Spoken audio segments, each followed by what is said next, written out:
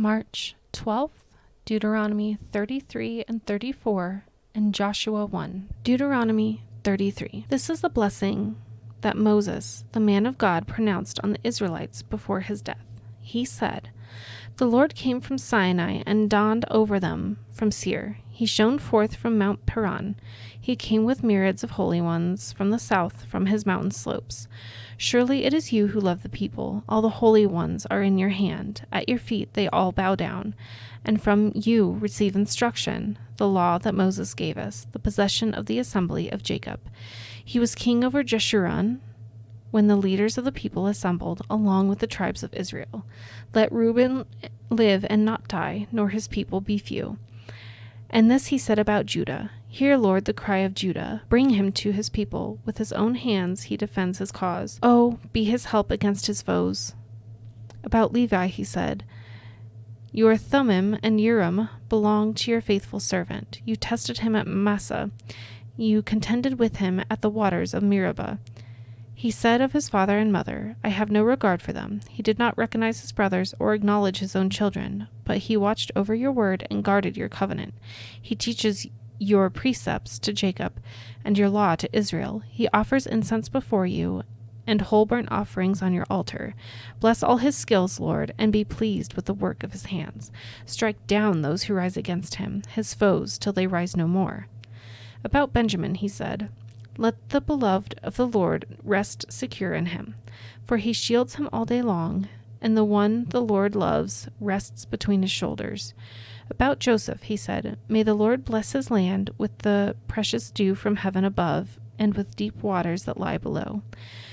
With the best the sun brings forth, and the finest the moon can yield, with the choicest gifts of the ancient mountains and the fruitfulness of the everlasting hills, with the best gifts of the earth and its fullness, and the favor of him who dwelt in the burning bush. Let all these rest on the head of Joseph, on the brow of the prince among his brothers. In majesty he is like a firstborn bull. His horns are the horns of a wild ox. With him he will gore the nations, even those at the ends of the earth. Such are the 10,000s of Ephraim, such are the thousands of Manasseh." About Zebulun he said, "Rejoice, Zebulun, in your going out, and you, Issachar, in your tents. They will summon peoples to the mountain, and there offer the sacrifices of the righteous. They will feast on the abundance of the seas, on the treasures hidden in the sand." About Gad he said, "Blessed is he who enlarges Gad's domain. Gad lives there like a lion, tearing at arm or head. He chose the best land for himself. The leader's portion was kept for him. When the heads of the people assembled, he carried out the Lord's righteous will and his judgments concerning Israel." About Dan he said, "Dan is a lion's cub, springing out of Bashan."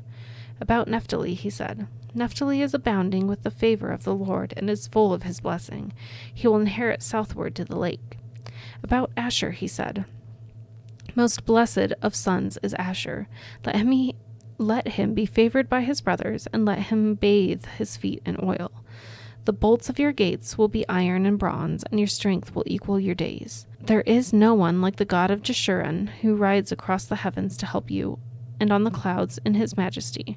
The eternal God is your refuge, and underneath are the everlasting arms. He will drive out your enemies before you, saying, 'Destroy them.' So Israel will live in safety. Jacob will dwell secure in a land of grain and new wine, where the heavens drop dew. Blessed are you, Israel, who is like you, a people saved by the Lord. Who is like you, a people saved by the Lord? He is your shield and helper, and your glorious sword. Your enemies will cower before you, and you will tread on their heights." Deuteronomy 34. Then Moses climbed Mount Nebo from the plains of Moab to the top of Pisgah across from Jericho. There the Lord showed him the whole land, from Gilead to Dan, all of Naphtali, the territory of Ephraim and Manasseh, all the land of Judah as far as the Mediterranean Sea, the Negev and the whole region, from the valley of Jericho, the city of palms, as far as Zoar.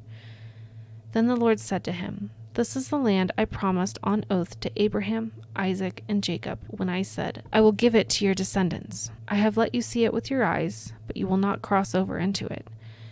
And Moses, the servant of the Lord, died there in Moab, as the Lord had said. He buried him in Moab, in the valley opposite Beth Peor. But to this day no one knows where his grave is. Moses was 120 years old when he died, yet his eyes were not weak, nor his strength gone. The Israelites grieved for Moses in the plains of Moab 30 days, until the time of weeping and mourning was over. Now Joshua, son of Nun, was filled with the spirit of wisdom, because Moses had laid his hands on him. So the Israelites listened to him, and did what the Lord had commanded Moses. Since then, no prophet has risen in Israel like Moses, whom the Lord knew face to face, who did all those signs and wonders the Lord sent him to do in Egypt, to Pharaoh, and to all his officials, and to his whole land.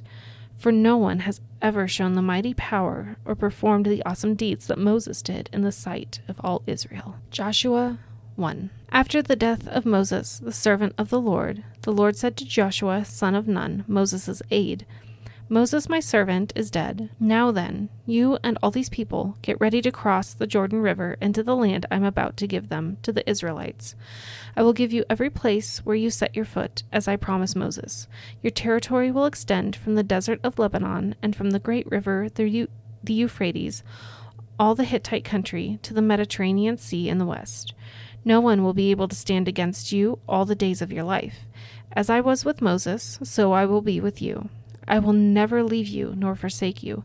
Be strong and courageous, because you will lead these people to inherit the land I swore to their ancestors to give them.